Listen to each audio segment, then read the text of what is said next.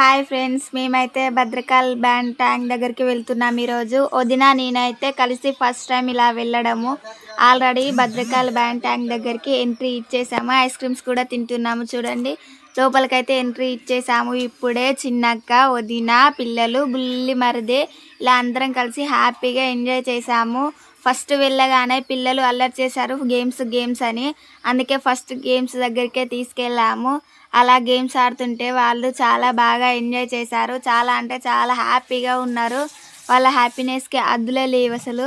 First నేనే జారాను చిన్నపిల్లల్లాగా.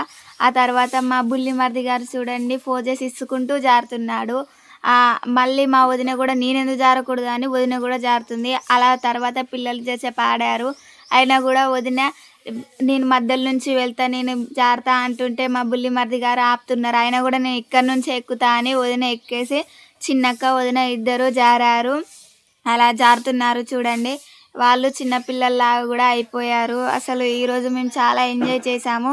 పిల్లలు కూడా అలా జరిసేపు ఆడారు. ఆ తర్వాత మేము కొంచెం ముందుకు వెళ్ళగానే మా వదిన ఉండి ఇలా తిరుగుదామని, చిన్నప్పుడు తిరిగే వాళ్ళం ఇప్పుడు చాలా మిస్ అవుతున్నాం అంటున్నారు.